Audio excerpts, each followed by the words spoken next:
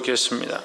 사람이 소나 양을 도둑질하여 잡거나 팔면 그는 소 하나에 소다 솥으로 갚고 양 하나에 양넷으로 갚을지니라.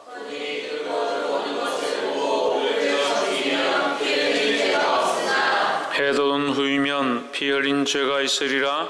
도둑은 반드시 배상할 것이나 배상할 것이 없으면 그 몸을 팔아 그 도둑질한 것을 배상할 것이요.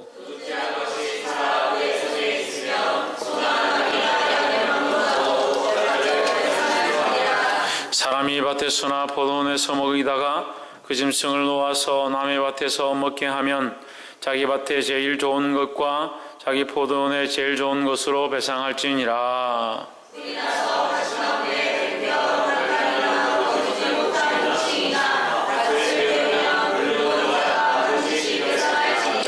사람이 돈이나 물품을 이웃에게 맡겨 지키게 하였다가 그 이웃의 집에서 봉적하였는데 그 도둑이 잡히면 갑절을 배상할 것이요.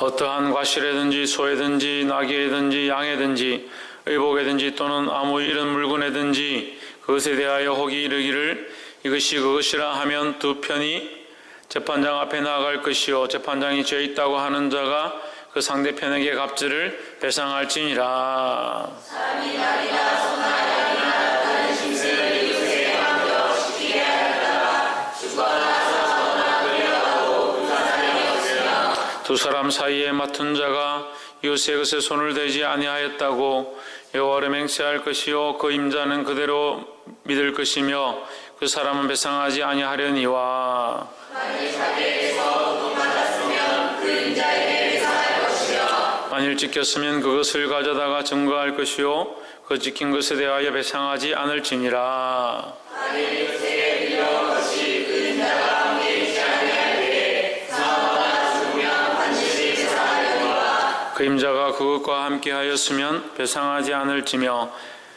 새 낸 것도 새를 위하여 왔은즉 배상하지 않을지니라. 사람이 양분하지 아니한 처녀를 깨어 음침하였으면 그한테 금을 주고 하늘로 삼을 것이요 만일 그 아비가 그로 그에게 주기를 거절하면 그는 처녀에게 빙패하는 일례로 돈을 낼지니라. 짐승과 행음하는 자는 반드시 죽일지니라. 너는 이방 나그네를 압제하지 말며 그들을 학대하지 말라. 너희도 애굽 땅에서 나그네 이었음이니라. 내가 만일 그들을 해롭게 함으로 그들이 내게 부르짖으면 내가 반드시 그 부르짖음을 들을지라.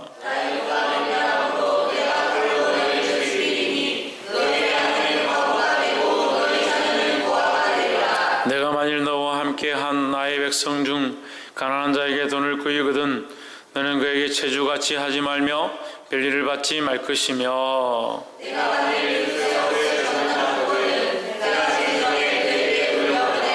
그 몸을 가릴 것이 뿐이라. 이는 그 살에 오신즉 그가 무엇을 입고 자겠느냐. 그가 내게 부르짖으면 내가 들으리라. 나는 자비한 자임이니라.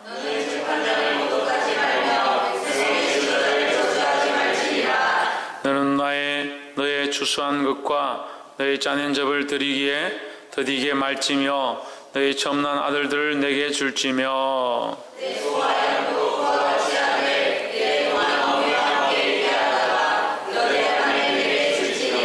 함께 읽읍시다. 너는 너에게 거룩한 사람이 될지니 들에서 짐승에게 찢긴 것에 고기를 먹지 말고 개에게 던질지니라. 아멘. 우리 옆에 사람과 인사합시다. 사랑합니다.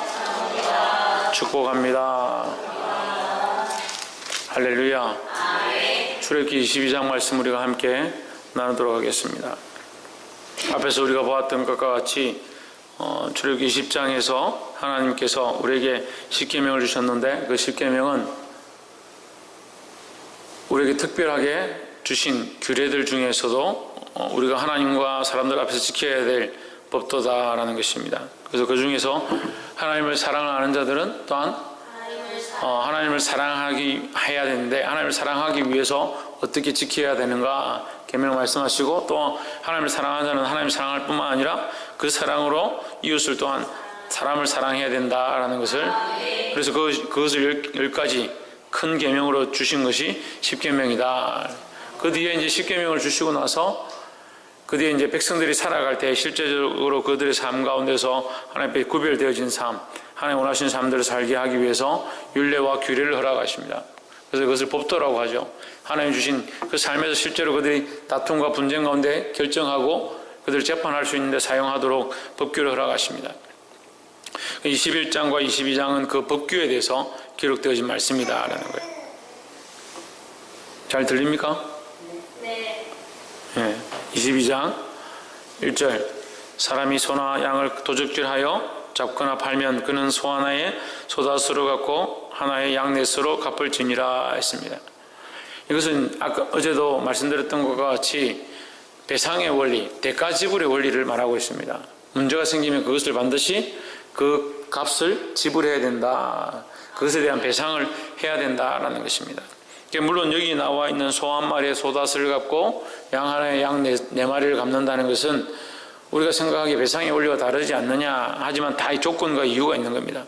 소 그 한 마리가 있었으면 시간이 지난 뒤에 그 소에 대한 대가가 있지 않느냐. 소를 키웠을 때에 거기서 젖을 얻을 수 있고 또 새끼를 낳거나 번식했을 수 있지 않느냐. 그냥 그것에 대한 그런 것들을 계산해서 대가를 계산을 해서 이렇게 집어넣은 것이라 볼 수 있습니다. 양 한 마리, 양 네 마리도 마찬가지고 죄 정도와 그들의 어떤 도둑질이나 살인이나 어떤 죄 정도와 그 훔쳐간 것들에 대한 배상의 원리를 이렇게 적용하고 있다.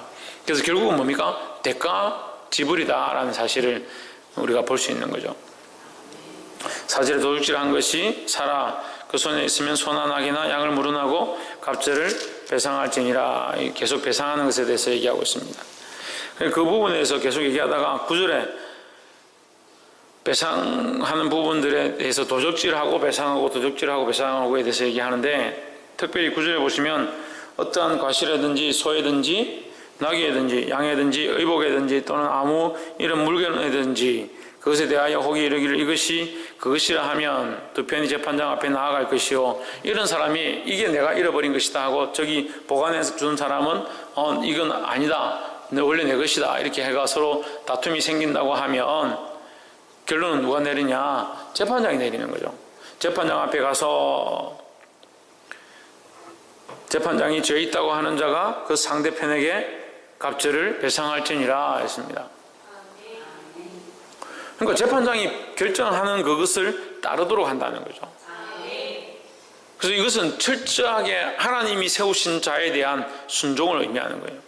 이것을 믿지 않고 따르지 않고 뭘 원하는지 알지 못하면 그 재판장이 결정했는데도 반항하거나 아니다, 믿지 못하겠다 할 수 있죠. 하지만 이 모든 재판의 원리는 어디 있느냐? 하나님 앞에서 그들이 재판할 때 하나님 앞에 맹세하고 하는 겁니다. 내가 여호와 앞에 이것을 훔치지 않았습니다 이렇게 하고 하는 거죠.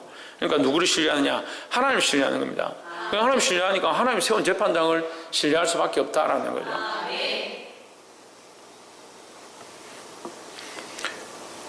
그래서 물론 이제 이 시대에 하나님께서 그들에게 주신 규례와 법도는 그들이 유목생활을 하면서 그 유목생활을 하는 가운데, 그리고 또 그들이 실제로 나와서 광야에서 생활할 때 그 백성들을 이끌어가기 위한 하나님의 율례와 법도라는 거죠. 지금 우리는 유목생활을 하지 않습니다. 또한 중혼을 하지 않습니다. 중혼이 뭐라고 그랬어요? 이게 중복적으로 결혼하는 거죠. 이 사람과 결혼하고 또 재혼을 하고 또 결혼하고 이중 삼중을 결혼을 한다든지 첩을 둔다든지 중첩적인 이런 생활을 하지 않습니다. 그만큼 우리가 씨를 번성케 하고 이 땅에 충만케 해야 될 그런 상황들이 아니라는 거예요. 시대적으로 상황이 바뀌었고 실제적으로 그런 양을 치거나 소를 치거나 이렇게 하는 환경이 아닙니다. 양이 집에 아무도 없는 사람은 어떻게 합니까? 양이 없어졌다면 양을 사서 갚아야 됩니까? 그 시대적인 배경과 지금 시대적인 상황들이 같지는 않다는 거죠. 그래서 이 규례와 율례를 오늘날도 다 지켜야 된다, 지켜야 된다라고 할 수가 없지요. 왜냐하면 그런 시대적인 상황과 환경이 다르기 때문에. 그럼 왜 이것을 기록하고 우리가 배우고 있는가? 여기에 있는 하나님의 마음, 하나님 원하시는 그 방향을 볼 수 있어야 하고 그 방향 가운데 우리가 바른 판단과 분별력들을 가지고 나아가야 된다는 겁니다. 물론 우리가 이 법은 재판을 하기 위한 거죠. 재판을 하는 자리에 나아가지 않는 것이 제일 좋죠. 홍준이 어디 가는 게 제일 안 좋다고? 어디 안 가는 게 좋다고? 뭐라노? 어디 안 가는 게 좋다고 얘기를 두 자인데 죄를 짓지 말라고. 그래, 죄를 안 지으면 그래 재판하는데 안 가긴 안 가겠지. 재판정에 안 가야죠. 재판하는데 나아갈 필요가 없는 거죠.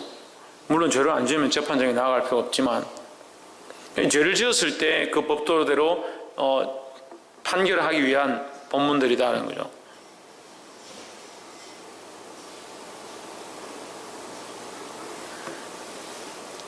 마이크를 조금 올려주세요.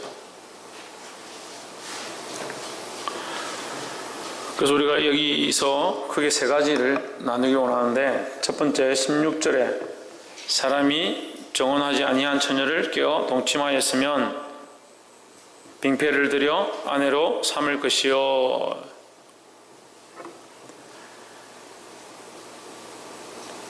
17절 만일 그 아비가 그로 그에게 주기를 거절하면 그는 처녀에게 빙패하는 일례로 돈을 낼지니라 했습니다.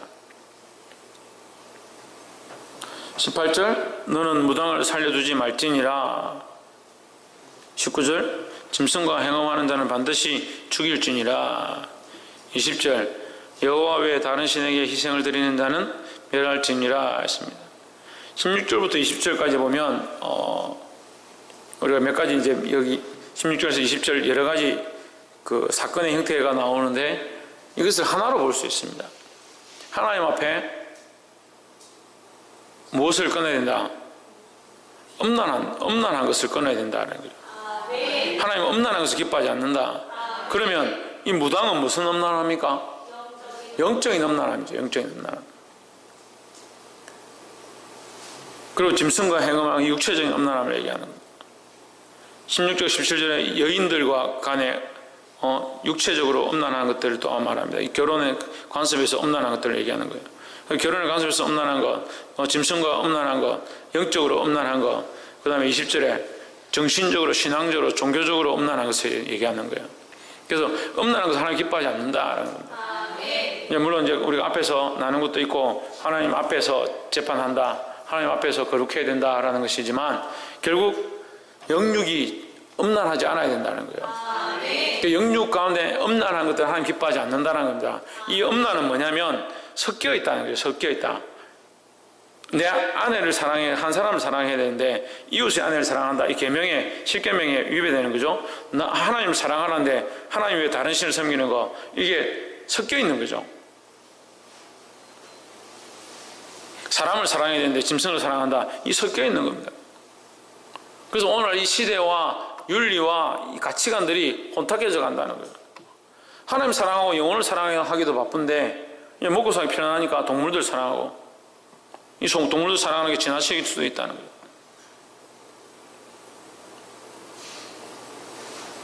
물론 뭐 동물을 키우는 것 자체가 죄다, 동물을 뭐 아끼고 애호하는 것이 죄다라고 할 수는 없습니다.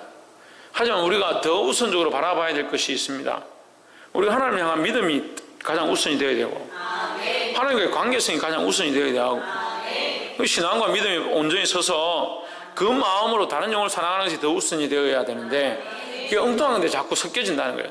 다른 것을 사랑하는 것이 여기 들어와서 참 사랑해야 될 것들이 세워지지 못한다. 하나님 말씀 앞에 순종하고 하나님 말씀 앞에 복종해야 되는데, 다른 얘기, 세상의 지식, 세상의 것들, 세상을 사랑하는 거, 그것이 내 안에 들어오니까 하나님 사랑하는 것이 바로 세워지고 다른 것들이 서지 말아야 되는데, 이것이 같이 서니까 어떻게 되냐? 이거 엄난해지는 거예요. 혼탁해지는 거예요. 세상의 지식을 우리 안에 가지지 말아야 되고 공부를 하지 말아야 되고 그렇지 않습니다. 하지만 분명한 것은 하나님을 사랑하는 것이 제일 우선이 되어야 된다는 거예요. 근데 자꾸 혼탁해져 간다는 거예요. 이 시대가 악해서 자꾸 혼탁해져 간다는 거예요.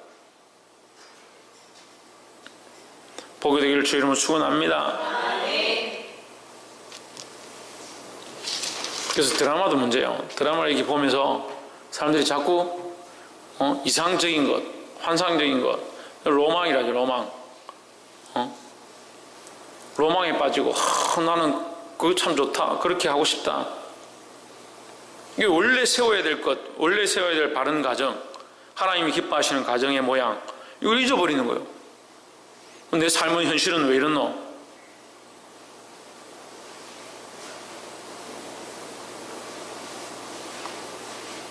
이 하나님을 향한 이 열정과 하나님을 향한 신앙들이 무너져가는 거예요. 여호와 앞에 성결함을 지키시기를 주의 이름으로 축원합니다.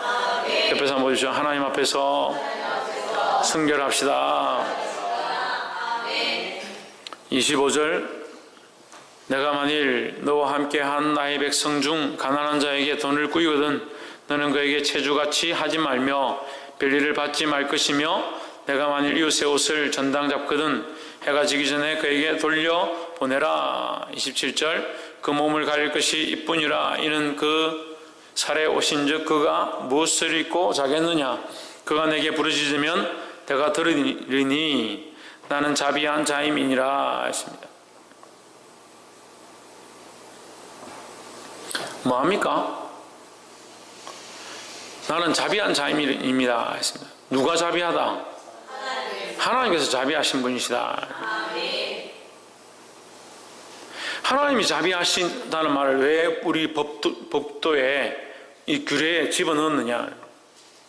하나님 자비하신 분이니까 너희도 자비한 자가 되어야 된다는 거예요. 하나님 거룩하다는 말을 왜 여기 집어넣느냐. 하나님 거룩하시니까 우리도 거룩하라는 거예요. 하나님이 성결하시니까 너희도 성결하라는 겁니다. 할렐루야. 그래서 너희 자비함을 하나님께서 우리에게 자비하심을 베푸셨다는 것을 안다는 것은 내가 압니다. 하나님의 사랑을 압니다. 주님의 십자가를 압니다. 그건 말로 하는 게 아니에요. 십자가를 알면 뭐예요? 십자가 안다라고 백날 떠들면 뭐예요? 아무런 영향력이 없는데 십자가를 아는 자는 그 십자가를 드러내는 삶을 사는 겁니다. 그리스도를 아는 자는 그리스도의 그 사랑을 드러내는 삶을 사는 거예요. 그냥 껍데기만 와서 내가 십자가를 압니다, 내 머릿속으로 압니다, 십자가를 배웠습니다 하는 것이 아니라 삶으로 그 십자가의 모양을 살아가는 것, 그 길이 험하고 고단할지라도 주님이 가신 그 길을 쫓아가는 것, 그것이 십자가의 삶을 사는 거예요. 마찬가지로 오늘 22장을 통해서 하나님께서 뭐라고 말씀하시냐. 자비하신 자다. 하나님께서 스스로를 자비하신 자라고 하는 거예요. 그러니까 우리는 어떻게 해야 됩니까? 그 자비하신 하나님의 모양을 배워서 우리 또한 다른 영혼들에게, 다른 생명들에게 자비를 베풀 수 있어야 된다는 거예요. 이 말씀을 깨달아 알게 되기를 주 이름으로 축원합니다. 마지막으로 세 번째 28절, 너는 재판장을 욕하지 말며 백성의 유사를 저주하지 말지니라. 29절, 너는 너의 추수한 것과 너의 짜낸 접을 드리기에 더디게 말지며 너의 처음 난 아들들을 내게 줄지며 너의 소와 양도 그 일례로 하되 7일 동안 어미와 함께 있게 하다가 8일 만에 내게 줄지니라 했습니다. 29절과 28절에 아들을 주는 것과 이게 소와 양을 주는 것을 얘기하는데 하나님 앞에 드린다는 거죠. 드려라 하는데 이게 29절에 나와 있는 아들을 드릴지며 줄지면은 아들 자체를 뭐 이렇게 제물로 바치고 이런 의미를 얘기하는 게 아니에요. 구별하라는 거죠. 성별하라는 거죠. 양과 소를 드리는 것은 하나님 앞에 제물로 드리는 것을 말하는 것이고, 자식을 주는 것은 하나님 기뻐하지 않습니다. 자식은 성별하라. 그래서 31절, 너희는 내게 거룩한 사람이 될지니. 너희는 내게 대하여 거룩한 사람이, 누구에게 대하여? 하나님께 대하여 거룩한 사람이 되라 하는 거예요. 할렐루야. 하나님 앞에 거룩한 것은 뭘까요? 하나님 앞에 거룩한 사람이 되는 것은 뭘까요?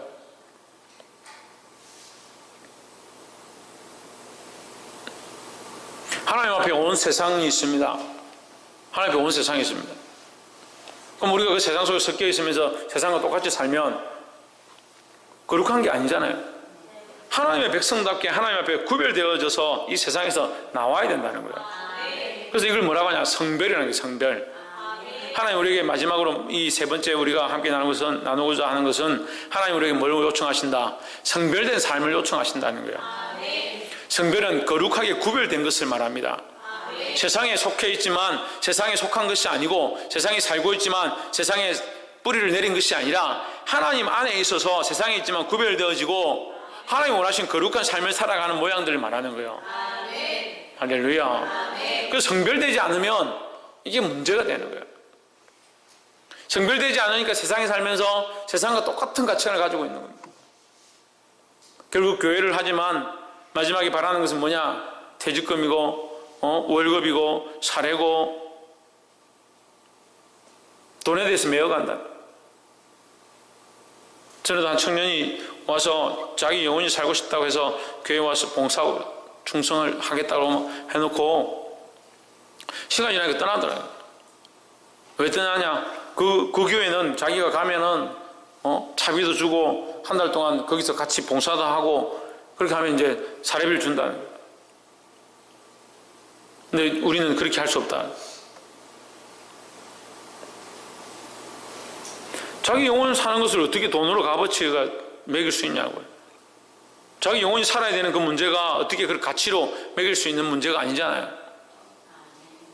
영혼이 사는 것이 더 중요한데 성별되지 않는다. 삶을 그대로 살고 있어서 그 삶에 매여서 결국 주를 위한 것처럼 보이지만 교회를 다닌다고 주를 위한 겁니까? 여기 와서 봉사를 한다고 교회 안에서 봉사를 열심히 하면 그것이 주를 위한 겁니까? 그렇지 않습니다. 그래서 봉사하지 말라는 것이 아니라 하나님 앞에서 해야 되고 구별된 세상 사람과 달라야 된다는 거예요. 근데 많은 사람들이 어떻게 가지고 있냐? 세상의 가치관을 그대로 들고 있는 거예요. 그러니까 구별되지 못하죠. 왜 구별된 삶을 살지 못합니까? 실컷 살고도 실컷 충성하고도 실컷 봉사하고도 실컷 기도하고도 뭐가 없느냐? 구별되어진 게 없다.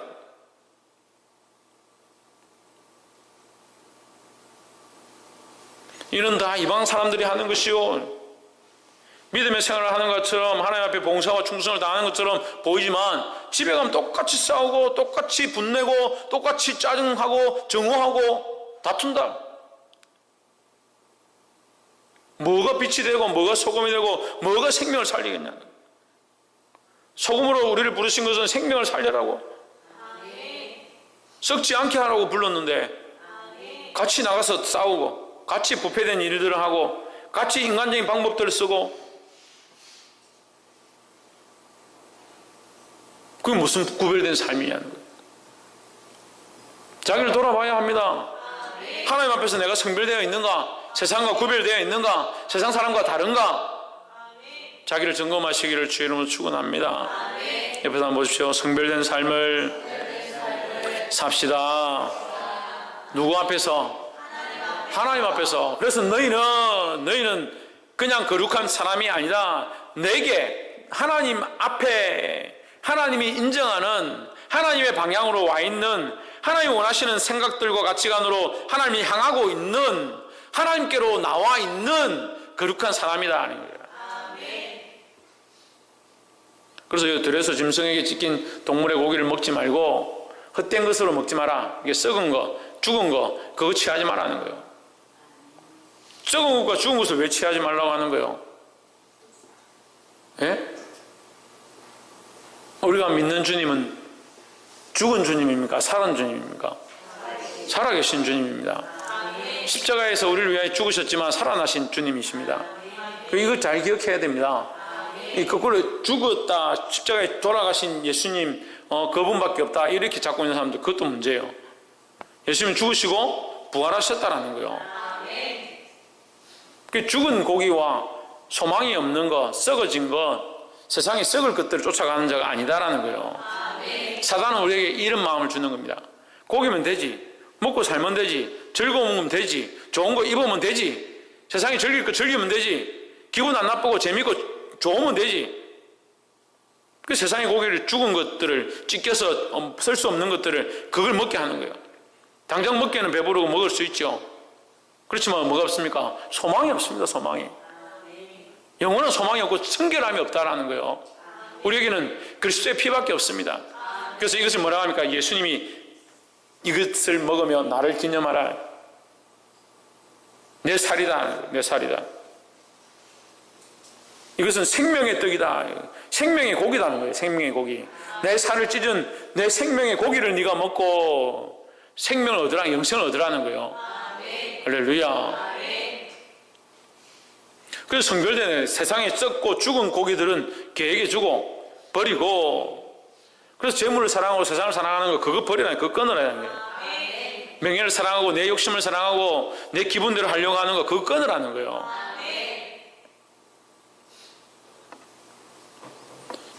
하나님이 원하시는 성별된 삶을 살기를 주의 이름으로 축원합니다. 누가 원하시는? 하나님께서 원하시는 성별된 삶, 그런 삶을 삶으로 이 땅에 승리하는 저와 여러분 되기를 주의 이름으로 축원합니다. 말씀을 맺겠습니다. 우리는 세상에 살고 있습니다. 하지만 음란함 가운데 빠지면 안 돼요. 음란함이 어떤 음란함이 있습니까? 영과 혼과 육이 음란할 수 있다는 거예요. 우리 영혼이 악한 것들을 쫓아가고 악한 생각들을 쫓아가고, 우리 혼이 악한 마음들을 가지고 이단을 쫓아가고 우상을 쫓아가고 잘못된 길을 쫓아가면 넘어질 수 있다. 육체도 마찬가지예요. 육체도 세상의 음란한 것들을 쫓아가고 세상이 원하는 로망을 가지고 세상이 기대하는 것들 가운데 빠지면 믿음에서 멀어지는 거예요. 그걸 따라가는 게 아닙니다. 두 번째는 우리가 자비하기를 원하신다는 거예요. 누가 자비하시니까? 하나님 자비하시니까 우리 또한 자비하기를 원하신다는 거예요. 이 자비는 우리가 뭐라 표현할 수 있습니까? 사랑이라 표현할 수 있습니다. 하나님 우리를 사랑하셨으니까 우리 또한 많은 영혼들에게 하나님 사랑을 나타내야 된다는 거예요. 마지막으로 하나님 우리에게 요청하는 것이 있습니다. 성별되기 원하신다는 거예요. 어디서? 세상 속에서 성별되기 원하신다는 거예요. 세상 속에 있지만 세상에 뿌리를 내리고 세상에 속한 것이 아니라 세상 속에 있지만 성별되어져서 누구 앞에 나와야 된다? 하나님 앞에 나와야 된다. 그래서 누가 인정하는, 누가 바라보는, 누구에게로 나아가야 하는, 이래 묻는다면 하나님께서 내게 거룩한 사람이 되고 하셨으니까 하나님 앞에서 구별되어지고 하나님 앞에서 성별되어지고 하나님이 기뻐하시고 거룩한 백성들이 되어야 된다는 겁니다. 그래서 이 땅에 썩을 고기들 쫓아가는 자가 아니라 영원한 생명의 떡 예수 그리스도를 쫓아가고 그 소망 가운데 승리하는 저와 여러분 되어지기를 주의 이름으로 축원합니다. 기도하겠습니다.